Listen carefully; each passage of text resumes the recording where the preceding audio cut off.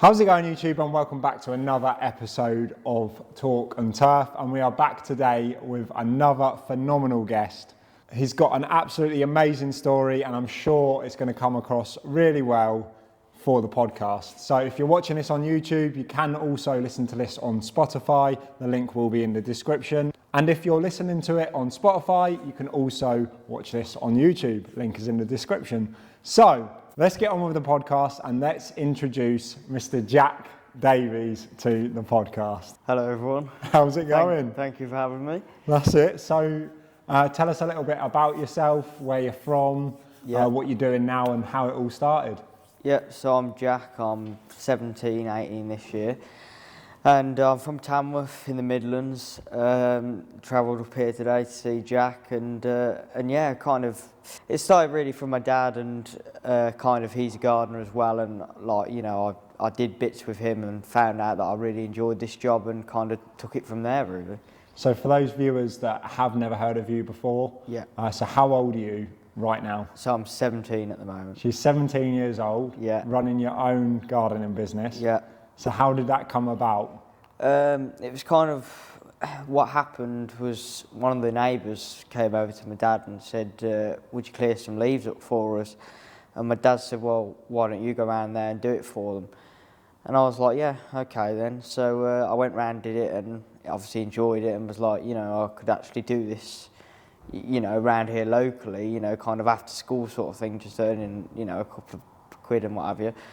So I made some business cards and, you know, and just took them around the village and kind of it built up from there really, just a couple of people, just like £5 mowing jobs and just going around the village. I had like an electric John Deere Gator, you know, one of the kids ride-on ones, and I got like a little cart off eBay and put it on the back of there and put a little Honda Izzy on, a strimmer and a blower and some ramps to get it off, and I just drove around the village just doing little mowing jobs. That's amazing. And what age were you when you were driving around in your go-kart? About 11, maybe 12. 11? Yeah. So by the time you were 11, obviously you were still in school. Yeah. How many clients do you reckon you had at age 11? Probably around about 15, I reckon. And then when I was about 13, it was about maybe 25. And then kind of 14 was about 35. And then now we're kind of at about, I don't know, sort of 50 maybe. Yeah. And so how's it going at the minute? Have you got a good mix of? Like, yeah. There's a lot. It's mainly domestic. I do want to try and get into commercial because obviously there is a bit more money in it and there's more work, especially during the winter. So yeah, it's going well. To be fair, yeah. It's I'm not at school now as well. I left school not last year, the year before when I was 16. And yeah, so I'm doing it full time now. So obviously I know your story fairly well. People that are watching or listening to this won't. Yeah. So currently, what's your status with your driving licence? So I'm currently on a provisional licence, doing lessons. I've had 3 lessons now. I've got one tomorrow. And yeah, and then hopefully as soon as he thinks I'm ready, which he reckons is going to be in about 4 weeks, he's going to put me in for my test. Well, when he can, because there's a backlog. But yeah. People think that's a pretty random question, but the reason why I'm asking that is because at what age did you buy your first company vehicle? I bought mine when I was 16. 16? No. Yeah, 15. 15 years old? Yeah, 15 I bought the first vehicle. You bought your first vehicle and you had one of your employees? Yeah, one of my employees, yeah. Actually, it might have even been before that, actually. Yeah, I think it was actually before that because my uncle used to go out with me at weekends. Because that's what happened, was it kind of, I went around the village delivering leaflets out and stuff like that, and then kind of my uncle said, why don't you make a Facebook page? I did, and then I got loads of phone calls, and then kind of I bought a van, and then me and my uncle went out on a Saturday, when obviously he wasn't at work, doing mowing jobs, and yeah, it was great, and I used to do a morning's work with him. And then how I used to do it, I used to get home from school at about 3:30, and I used to do 4 till 7 o'clock each night. I used to do 3 hours after school every night, like 5 days a week, and then I used to work Saturday. So from age 11, you've gone from using an electric John Deere Gator and now to buying all your equipment. Yeah. to buy in company vehicles Yeah. that you can't drive Yeah. and put your employees in them. Yeah, yeah. So is that normal to you, or? It's a little bit frustrating, like obviously, like I know the basics on how to drive. Like, I've been driving ride-on mowers since I was about 9. So, I know I had the basics how to drive, and it's a little bit frustrating not being able to just kind of jump in the van and go and do some work. You know what I mean? That you've always got to have somebody there. But yeah, it is what it is. You know what I mean? It's the way it is for now, and it's fine. It doesn't bother me. What I meant by that question is, like, you think what your story is is totally normal. Yeah, But like, I personally believe that you're absolutely extraordinary. Yeah, So, there's probably not many of me out there. Definitely not. Definitely not many people that can share that story. Yeah. So from the age of 11 to where you are now, Yeah. what's been the hardest obstacle to overcome in order to keep running your business? Probably staff, because what happened was I was working for a company near me, and I was working for a company near me, and then kind of we was going to go into partnership, and it didn't happen basically because of family issues his end, and so I kind of was right. Okay, I'm on my own. I've got to do this on my own. So I tried to get somebody to obviously drive me around full time, and it was like really difficult to find decent people. Well, not even decent people, but just people that would turn up. People would come for interviews on the day and say, "See you tomorrow," and then it was like, it was just didn't happen basically. And then you'd get people that turned up for a day and then didn't come the next day. And probably staff was one of my hardest problems, and that was early last year. That really, I lost quite a bit of work last year simply because I didn't have the staff level, that was quite hard, and I was kind of I was fighting a losing battle really because I couldn't drive myself, so I was like, what do I actually do? You know what I mean? It's kind of I was just really in a mess, and I was like, what am I even doing? Why am I even trying to do this when I can't even drive? Then I found somebody, and he was brilliant, and it didn't take back off. It never really went back down, but we had a bit of a slow couple of months, and then kind of from sort of June last year onwards, everything not went according to plan. Nothing goes to plan, but it picked up better, and I was like, I wasn't going to give up, that's for sure. I think you sometimes need those like hard times though, just to kind of reset and think about moving forward, and if you start to strategize whether what you're doing currently is the right thing to do. And it's also teach me lessons for what not to do this year. This is my first full year, on my own, as to speak. We're not working with another company, just my business on my own with somebody else. This is my first full-time year, and obviously what happened previously last year with staff has sort of taught me things, so I know what not to do. You know what I mean? So I believe everything happens for a reason, and definitely. So what's your plan for? We've already kind of spoke about this season. What's the plans for this season? Any? So I'm hoping to, obviously, as I said, dig into kind of commercial work. I've got a few commercial contracts, maybe about 3, out of all the work I do, and it's good. It's just making sure that you have that backup saved. You can't with residential, you can go and mow somebody's lawn, and 5 times out of 10 you'll get paid there and then, or within 24 hours. With commercial, obviously, it doesn't work like that. And providing that you've got that chunk saved, as we've just been speaking about, then I'm hoping to try and really push for commercial work this year, and parish councils and schools and all things like that, especially around my area. But that's where I'd kind of like to take the business this year. So as Jack mentioned, he's come up today, and this morning we've just been going over kind of his pricing strategy and tips and tricks that we can use to try and make him more profit. And he's in like a really good place at the minute, but I think we went through all of your clients, didn't we, and just chucked like an extra 5 or a 10 like here and there to round it up to minimum charges. Because some of these people, like, the prices haven't gone up since I was 11. Yeah. And obviously my outgoings have gone up. Yeah. You But know, just making those few Yeah, increases, we generated, I think it was like 600 quid yeah. extra a month, which Yeah. is crazy. But Yeah, and that's not exactly doing any more work either, so. so at the minute, you're obviously operating underneath Jack's Gardening Services. Yeah, in Jack's Gardening and Tamworth. Mower Services at the moment, yeah, in Tamworth, yeah. Is there plans in the future to change that, or? Yeah, there is change to, well, the name will be changed relatively soon. Simply because, well, one, I wanted to shorten the name down, and two, as I've said, I want to go into the grounds industry, so not just mowing, trimming, weeding, mowing and all that. Kind of gritting is something that I want to introduce into the business this year. So I've gone with the name JD Grounds and Gardens because it just alliterates basically what I'm doing, grounds, maintenance and gardening. So yeah, so that's my plan, is to change that, so yeah. I think that's going to be really helpful for growth because obviously changing your name is going to put you in front of parish councils. A lot of people say, oh, it won't affect quoting a parish council, but they definitely look at something and go, oh, they sound like a bigger outfit. Yeah.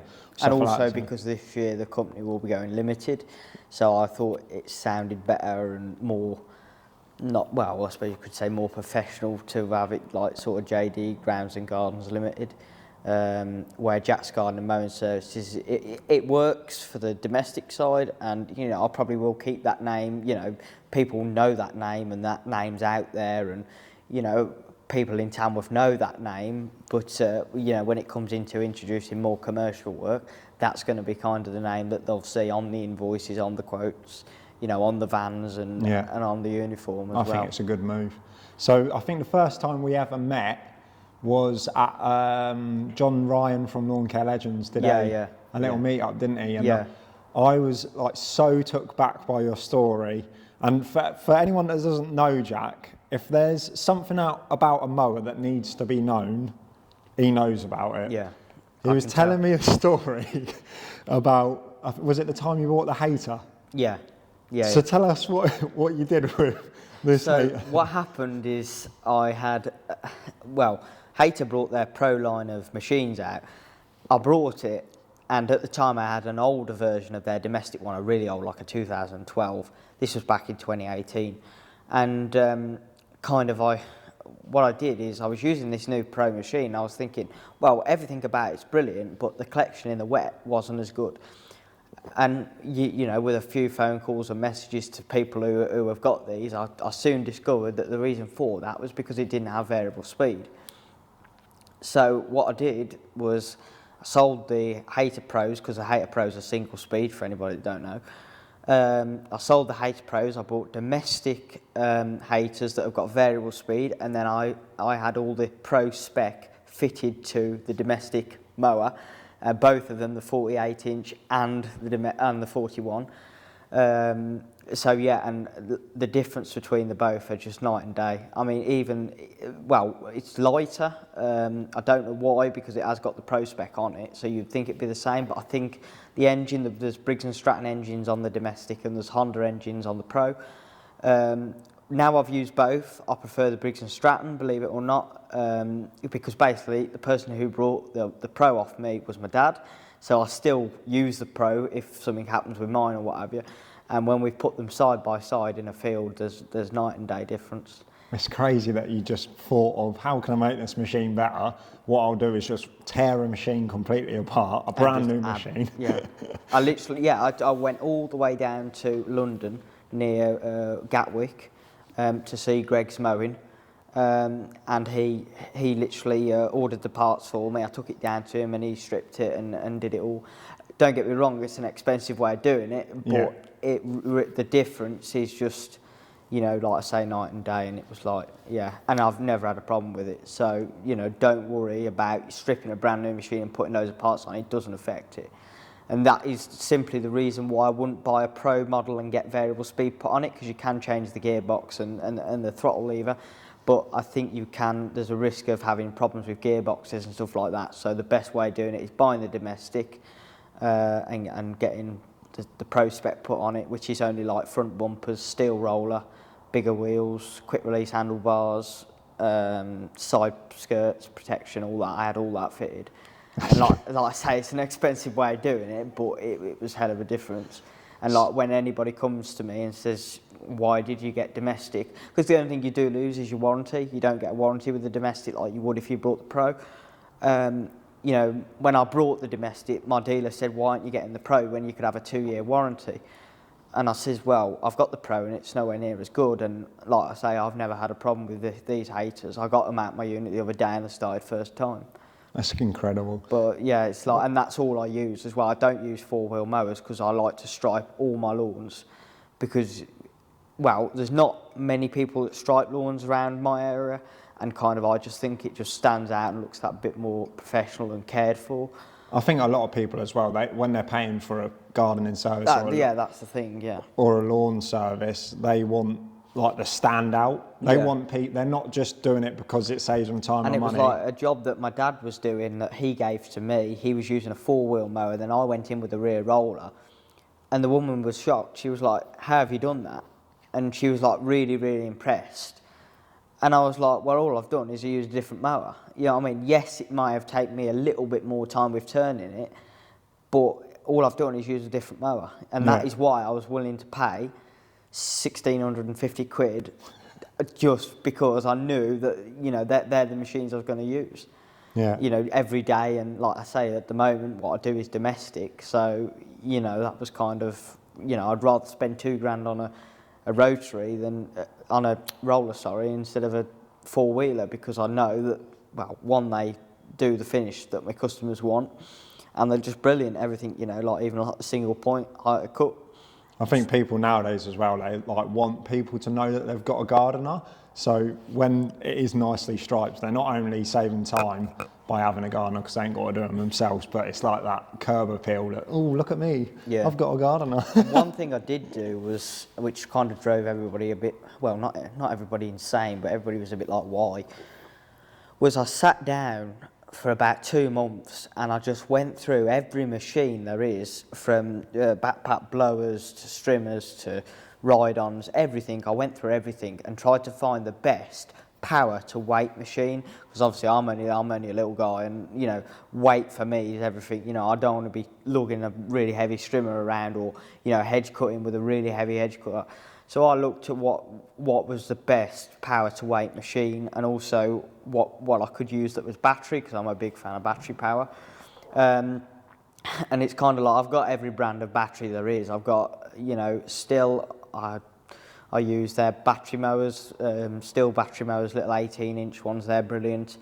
I've got an Echo handheld hedge cutter that was just really brilliant, and I struggled to find a hedge cutter that wasn't powered by an umbilical and could do fine and rough cutting, because like still they do an R and a T, and this Echo one, I seen it at Saltex just gone, and it had only just come out, and I said to the guy, where's it going after here? And he's like, it's going back with us. I said, it's not. I says, I'll offer you this amount, and I brought it there and then, because I knew that hedge cutter was amazing. I just holded it, and it weighed like 2.9 kilos with the battery.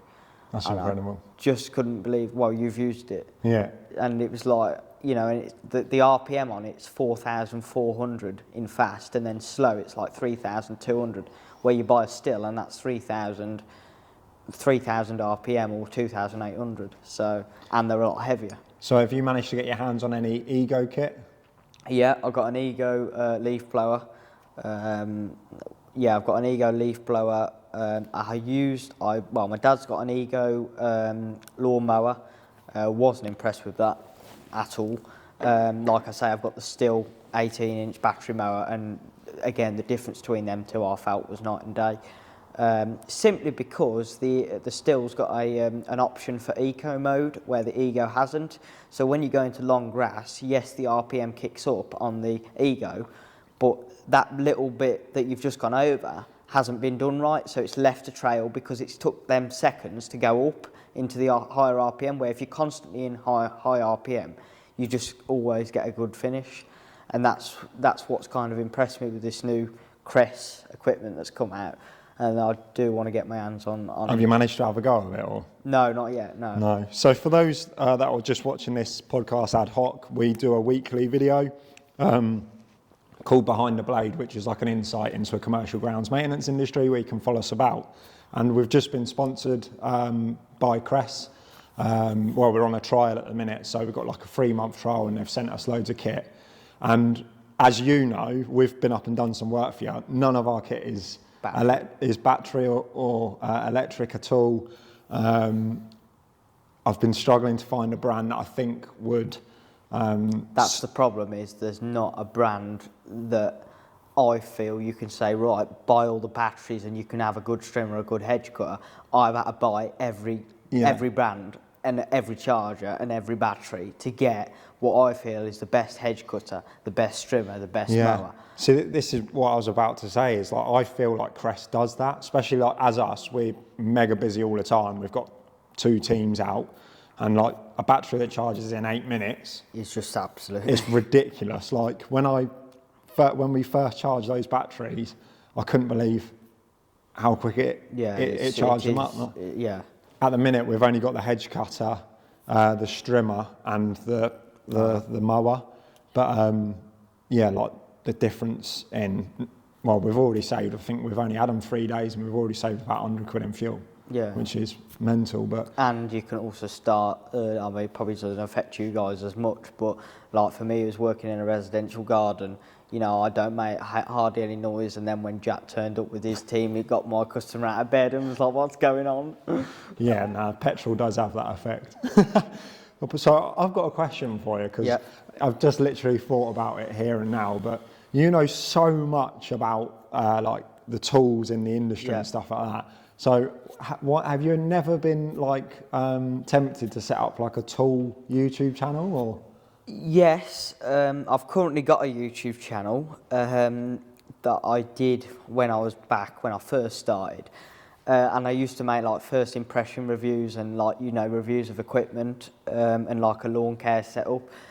And my plan was to try and demo all these machines as I've done and find the best ones and kind of make a YouTube channel about them. That hasn't happened, unfortunately. I'm hoping to get a lot of videos out this year. I want to see it happen this year. Simply because I'm hoping I'm going to have more time, and you know, I know what needs to be done now, and we can get, you know, staff that will turn up, and you know, we're all set to go. So yeah, I think that will be coming. I want to see it happen, because like the knowledge that you know about tools is phenomenal, and I think you can definitely share a lot of information and education out to the industry. Yeah, 100%. Now, there's a little bit of a story. There's a little part of your journey that we've not mentioned yet, and it's completely up to you whether you mention it. But you also have one thing in this world that's that you've got to fight every day. So I've got cerebral palsy. Mild cerebral palsy. It affects mainly my right leg, so kind of the lower you go down my body, the more it affects, but only on the right side. So like I can't move my toes because basically the signal just doesn't get from my brain to the bottom of my foot, basically. And kind of it affects my right grip. So when I'm writing, I can't write very good. I've got very bad grip in my right hand. I can carry things and everything like that, but when it comes to writing, I just can't write. But other than that, I don't know. I've got it. It used to affect my eyesight, however, it doesn't anymore. I don't have to wear glasses. I used to. I don't have to anymore. But yeah, it literally just means that basically, as you know, most people walk heel first. The signal doesn't get from my brain, so I don't hit the floor first with my heel. I sort of go on my tiptoes. So I had to have surgery when Jack had surgery to have my ligaments lengthened. So I had to have the tendons cut and they were lengthened. And the leg lengthening difference, because this is slower growing than my left leg, was 6 centimetres. So my right leg was 6 centimetres shorter than my left leg. Now after the surgery, it's 3 centimetres shorter than my left leg. And basically what they've done is they put 15 millimetres on the outside of my shoe and 15 millimetres inside my shoe so that I'm level. So when I'm out working, I just don't really know I've got it. The other thing it affects is probably something that I do notice on a day-to-day basis is probably my balance. So like if I'm carrying a cup of coffee or something like that, that's when I'll notice it. But when I'm out mowing, I don't know I've got it because to me, it's just normal. This is like one thing that I wanted to bring to the podcast was obviously started your business at 11. Yeah. You've managed to set up teams, buy vehicles by the age of 17. Yeah. You know, you're effectively running teams. Yeah. Not only doing all of that, which is hard enough, you've done all of that with cerebral palsy. Yeah. And the first time we met, you mentioned we'd both come out of hospital. I'd had my surgery and you'd had your surgery. Yeah. That was the first time we met and we were talking about it. And I said to him, how long is it going to take you to get back to work? He was already out mowing in a cast. I was told by my surgeon that I was going to be off my feet for about, well, he said 6 to 12 months before I'd be fully back to normal. 6 weeks from my operation, I was mowing with my plaster cast on. The determination of this. I went out, I couldn't wear trousers, I went out with shorts, I couldn't bend my knee because I had a caster from my toes to the top of my thigh. And I literally just holded onto the mower because all I had really after I had my surgery was crutches. And I thought, well, crutches are only helping you to walk. Why can't I do it with a mower? And that's what I did. I went out and with a mower and carried on. Really, it was it was kind of there was only so long I could sit in the house for. The determination of this young man is absolutely insane. So for anyone out there that is thinking about setting up a lawn care or gardening business, right, if an 11-year-old can do it, fair enough. But if an 11-year-old with cerebral palsy, it can absolutely dominate the area because the village that you live, like me and Ash have been up to where you work. Yeah. So, that's my client, that's my client, that's my client, that's my client. You've just built a little empire. That's just literally how it started. It was just going around the houses. And, you know, it started from like £5 little mowing jobs just to, well, I suppose just to build the equipment up. You know, I started out with a little Honda Izzy that cost me £140 from eBay. And my dad went all the way down to Banbury to go and get it. And I brought this little cart and I've still got it to this day. It was 40 quid off eBay.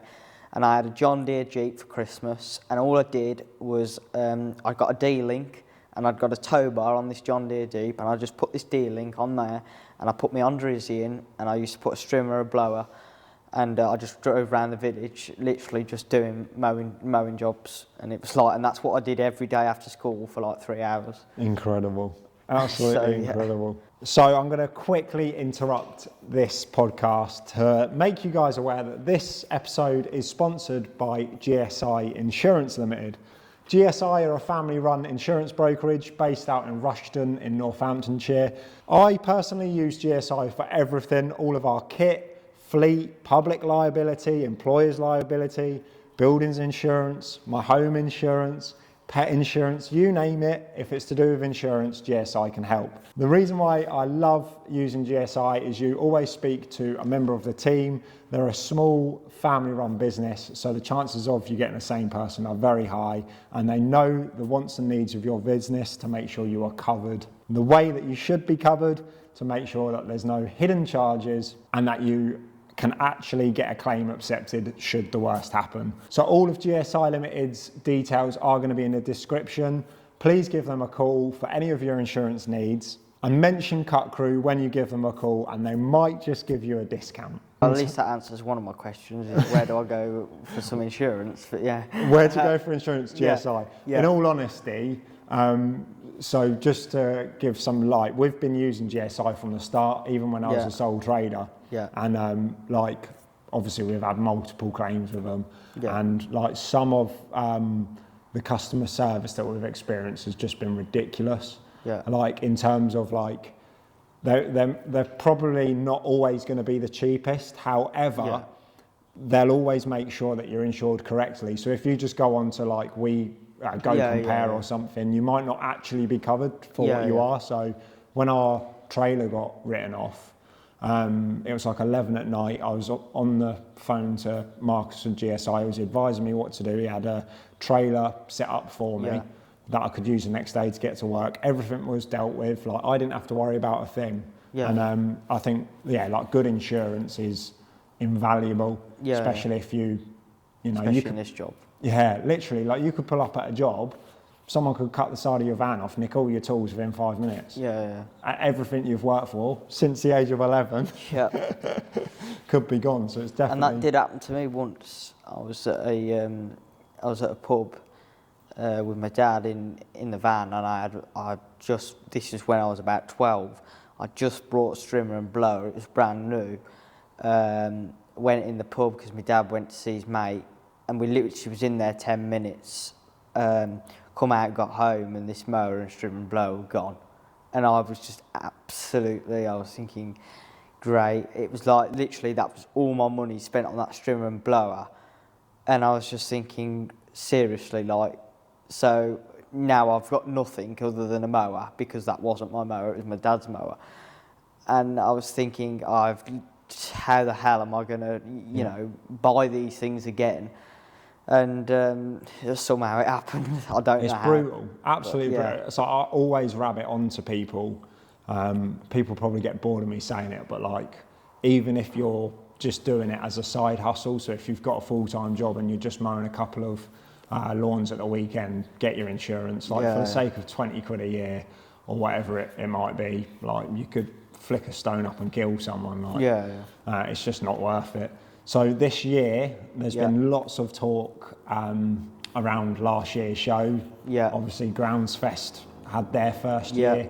I know that you always go to Soltex. What have you got planned for this year? Any shows you're going to go to? Or? Yeah, well, I'm going to go to Grounds Fest again. I went to Grounds Fest this year. I was really impressed by it, to be fair. I thought it was much better than Soltex, simply because you've got the outdoor, you know, the availability just to go out there and just demonstrate, you know, machines. And, you know, okay, if it is peeing down the rain like it was the first day, then you can go inside and look at Crest or whoever, or, you know, I don't know, if Crest have got a demo mower there and they are inside, you could say, well, do you mind if I take this out, you know, out in the demonstration area and demo this? And, you know, and I did do, and, you know, a lot of our sort of brands were outdoors, but, you know, there were some indoors as well, and I think it was great to have that kind of bit of both. And it was also much bigger as well, and I think it was brilliant. So I'll definitely be going to Grounds Fest again, and probably Soltex. I spoke to a supplier that was at Grounds Fest. I'm not going to name them because they might not want to be named, but I gave them a call the other last week for a quote on something, and they were like, "How did you find Grounds Fest then?" And I told them, they were like, "It's really interesting for us because it's really hard to gauge the footfall, because obviously that was the first year." And I said to him, I just said, like, I've got a gut feeling that you should probably go again. Because he was saying that we've only had like 5 customers come back from Grounds Fest. And I said to him, it only takes one customer. You only need one customer that's going to spend 300 grand with you. If Grounds Fest costs 6 grand to attend as a business and you've made 300, it's a no-brainer. I definitely think this year, I think they will hit. Oh yeah, definitely. That is going to be the way forward. I think they're going to hit it hard. And I think the reason for that is because it's only been Soltex doing them kind of shows. Soltex haven't listened to our feedback, and I think Grounds Fest have, and I think that's why a lot more people prefer Grounds Fest, because they listen to our feedback. And, you know, because Soltex were the only ones out there, I think they thought, well, we don't need to listen, we're the only ones out there. They are always going to go to us because there's nowhere else to go. And I think now Grounds Fest is here, I think that's gave Soltex a bit of a kick to say, right, well, you do need to start listening, otherwise nobody's going to attend and everybody's going to go to Grounds Fest, simple as, really. I think you're right. It's going to be an interesting one. Definitely. So if you had one word of advice for someone that wanted to get into the industry, I ask everyone that comes on Talk and Turf this question. If you had one word, one piece of advice for someone that wanted to get into the industry or start their own business, what would it be? I'd probably say, well, make sure you've got the right tool for the job. I think that's a big one, because I think a lot of people say, right, I've got this, I've got that, I can do this, I can do that.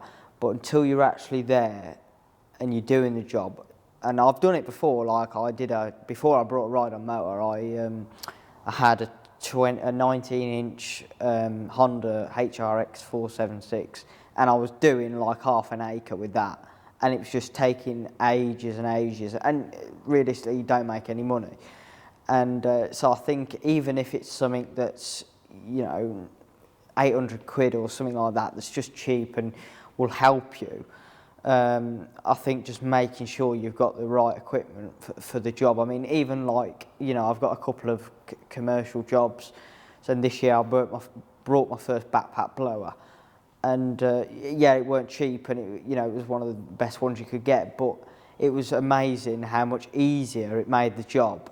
And it's like just making sure you have the right tool for the job, you know, it's just, and I know that's not as easy as it sounds when you're starting out, because you might be on a budget, but you know, I mean, you can easily get a cheap ride-on mower for sort of 2 or 3 grand just to get you by, you know what I mean, just to do them bigger areas until you can afford something like, I don't know, a Hustler or a tractor or something like that, you know, to and yeah, it's all about making it as easier as you can, and as I like to say, work smarter, not harder. Yeah, well, when we were going through the pricing with you earlier, I said to you the key to making more money now, because obviously you're flat out in the summer. Yeah. I think your key is to unlock the efficiency. Yeah. And you can essentially double your money, because if you're halving your time, yeah, you've got double the time. And I think that's something that I learnt last year was, you know, and my dad always goes mad at me for buying loads of equipment and spending all my money, but the problem is it's like gritting. I do gritting for an actual company, and it's like, you know, they provide us the equipment up until this year, and they were like, you can keep the equipment, just use it until, and then if it breaks, you've got to buy your own.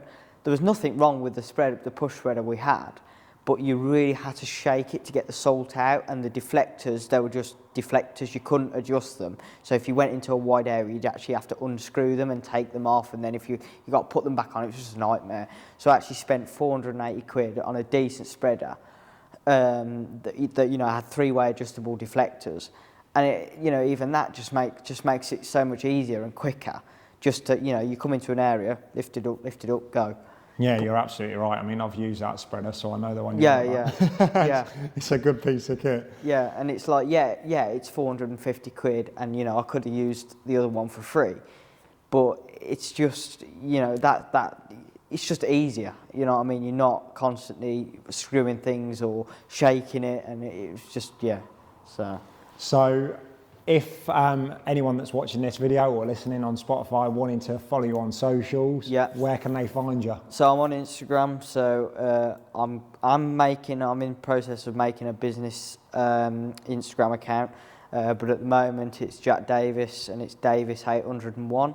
So go follow me on there, and then also hopefully soon we'll have a business Instagram account out.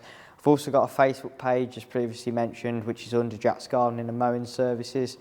And like I say, I have got a YouTube channel, but I've not uploaded for 2 years, so things might be a little bit cringy over there. But you are gonna upload but I'm hoping that it will this year, well, not take off, but start up again. I'm sure we can help with that. So any viewers, any listeners, please go over and check Jack's socials out on Instagram, Facebook, and his YouTube, because I'm going to be pushing him and whispering in his ear to get some tool reviews done.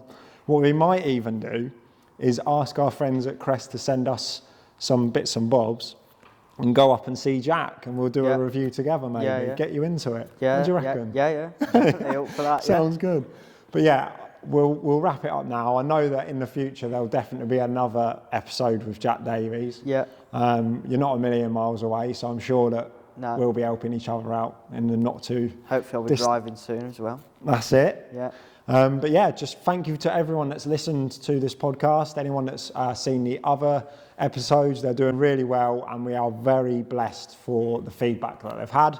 Massive thank you to our friends over at Crest, and also a massive thank you to GSI Insurance Limited. Don't forget to give them a call, and do not forget to mention CUTCREW when you call them for a nice little discount. But this ladies and gentlemen. Yeah. And if you need to know any specs on any machines, just drop me a message and I'll be happy to tell you. There we go, ladies and gentlemen. So, Mr. Jack Davies. Thank you. Cheers. See you in the next one. Bye. Love that. How long do you reckon that was? 40 minutes?